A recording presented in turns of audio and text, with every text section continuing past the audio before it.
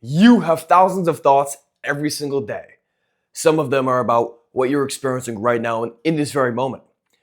Others are about things that you're experiencing across a wider time frame. Others, they're completely random. Now, the interesting thing is that among most people, the thoughts that you have tend toward negativity. Oftentimes, we stress over how things could go wrong in a given situation rather than how things could go right. It's this glass half empty view of the world that many of us have. For years, I thought it was just me who had this pessimistic glass half empty view of the world. But the older I got, the more experiences I had, the more people I've spoken to, the more I realized that many of us, more than not, quite frankly, have these negative thoughts that we can't seem to shake. And they just linger on and on and on. And it turns out there's actually science that backs up why many people's thoughts tend toward negativity rather than positivity.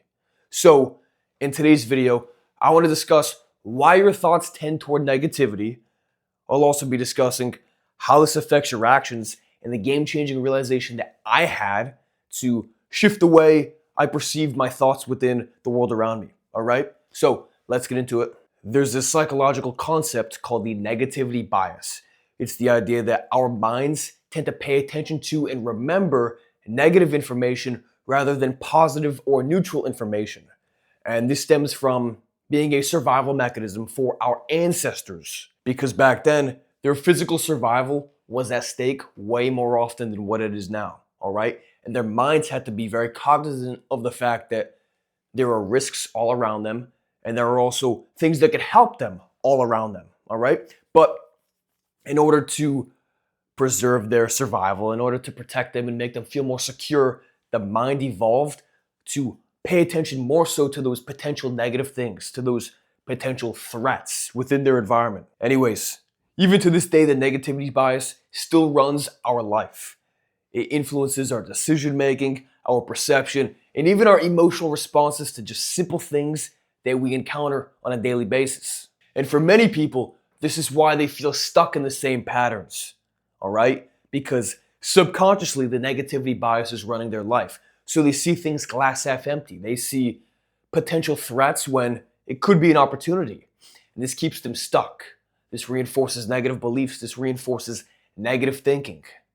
Ultimately, when you think negatively and when you believe things in a negative light, then your identity becomes somebody who is very pessimistic. So you might be wondering, okay, well, if this negativity bias is so deeply ingrained within me, how can I shift it?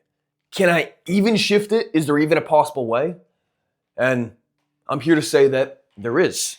You can shift the negativity bias within your mind so that your thoughts and beliefs tend toward positivity and opportunity rather than potential threat and negativity, all right? But let me tell you this. It requires this complete internal shift with how you view the entire world. And I know, that might seem pretty intimidating. It might seem a bit over the top, but here's how I did it. So a few years back, I started mindfulness meditation. This is the simple meditation where you sit down, eyes closed, focus on the breath, and just attend to those thoughts as they come to mind. You don't judge those thoughts. You don't get emotionally attached to those thoughts. Nah, none of that. You simply observe them as they come to mind, become aware of them, acknowledge them, and then let them pass you by. If you've never tried mindfulness meditation, then you're probably thinking, wow, that's pretty simple. I just close my eyes, watch for the thoughts that come to mind, and then let them pass me by. Very simple, right? Well, in principle, yeah, it's super simple, but in practicality, no, not at all. Because think about it. For years, you have been attaching your emotions to thoughts. You've been responding to things reactively. You've been getting all fired up, and you've gotten caught in these hypothetical scenarios within your mind where things go terribly wrong, and that ultimately sabotages your physical actions in this real world when you're trying to do the things that you said you want to do. So you've been conditioning yourself to attach your emotions and attach so much importance to these thoughts for years. Trying to break that pattern is very difficult. It will take some time. I like to think of thoughts as life forms, and these life forms are essentially competing for your attention and your energy.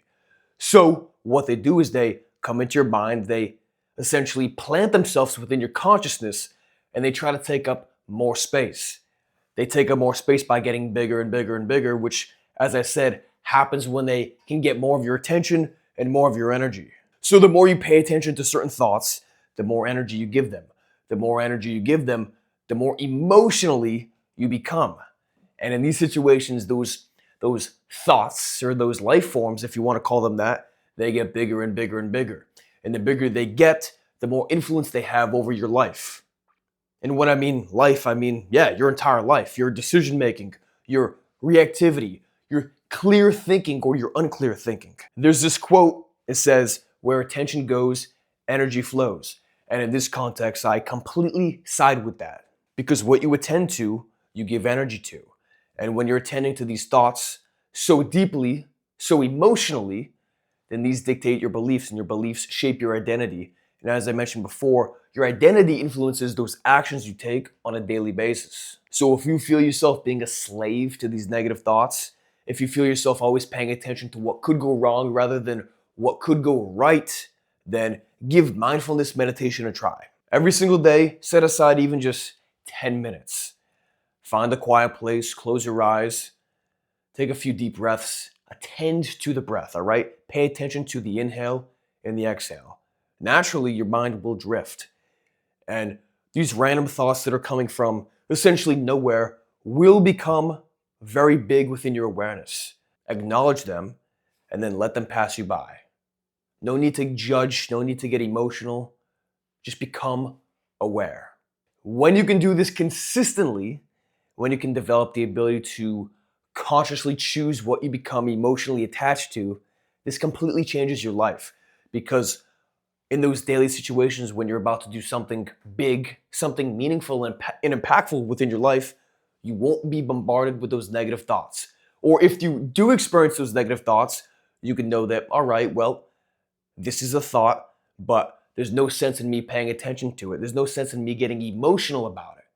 And when you can maintain that centeredness, that calmness, and that non-reactivity, then you can go about your daily actions and make serious progress within your life without being a slave to those negative thinking. So while many people are reactive and negative and pessimistic and closed-minded and overly emotional in everyday situations, you don't have to be.